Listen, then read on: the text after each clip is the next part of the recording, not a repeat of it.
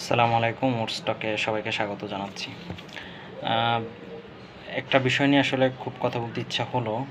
গতকালকে যখন ইন্টারমিডিয়েটের আসলে রেজাল্ট আউট হলো, তখন দেখলাম যে একটা ছাত্রী আরকি, একটা মেয়ে স্টুডেন্ট, সে সাংবাদিকদেরকে বলছে যে তার এই ভালো রেজাল্টের পেছনে তার বয়ফ্রেন্ডের অবদান রয়েছে এবং বয়ফ্রেন্ড খুব তাকে অ্যাপ্রিশিয়েট করেছে। তো এটাকে নিয়ে দেখলাম যে আবার অনেকেই খুব বাজে কমেন্ট করছেন বা একটু বিভিন্নভাবে দেখছেন। তবে হ্যাঁ, এটা কিছুটা শেমলেস মনে হলেও আপাত দৃষ্টিতে আসলে মেয়েটাকে আমার বেশ সাধুবাদই দিতে হচ্ছে। এবং আমি মেয়েটাকে একদিক থেকে খুব সাহসী এবং আরেক দিক থেকে মেয়েটা যে অনেস্ট, এটা আমার কেন যেন মনে হয়েছে, আমি জানি না। কেন বলছি এই কথা?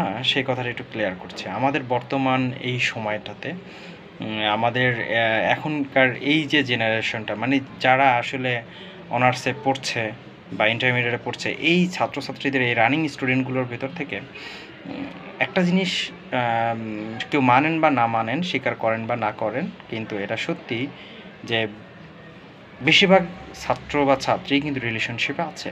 ইভেন ইন্টারমিডিয়েটে যেসব মেয়েরা পড়ছে, তাদের ম্যাক্সিমামই, বা যারা পরীক্ষা দিয়েছে তাদের ম্যাক্সিমাম কিন্তু রিলেশনশিপে আছে কোনো না কোনোভাবে। মানে কোনো ছেলের সাথে অ্যাফেয়ারে তারা আছে। কিন্তু সেই কথাটা কতজনই বা স্বীকার করতে পারে? ইভেন সবথেকে মজার বলি বা সবথেকে একটা কষ্টের বিষয়ও বটে একদিক থেকে, যে একটা মেয়ে একাধিক রিলেশনশিপে আছে। এবার অনেক ছেলেরাও নাকি এরকম একাধিক রিলেশনশিপে আছে। বাট আমি জানি না এটা কিভাবে সম্ভব, যে আসলে রিলেশনশিপ মানে কি? একটা মানুষকে ভালোবাসা।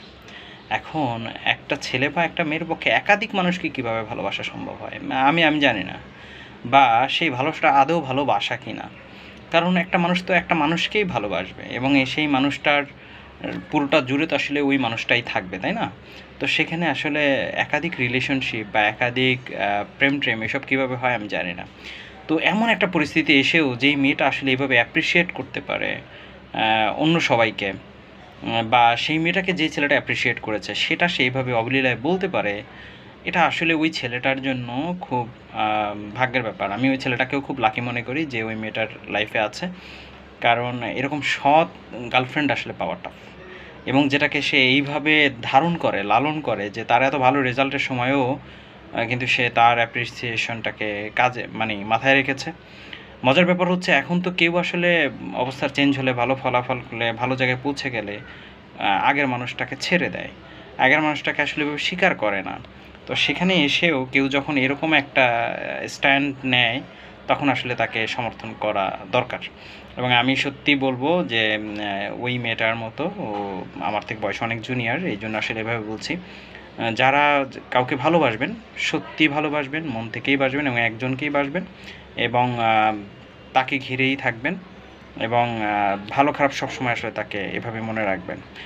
প্রত্যেকের আগামীর দিন খুব ভালো হোক। সবাই যার যার বেটার হাফ বলি, যদি বিয়ে হয়ে থাকে, বিয়ে না হলে ভবিষ্যতে বিয়ে দ্রুত করে নেবেন।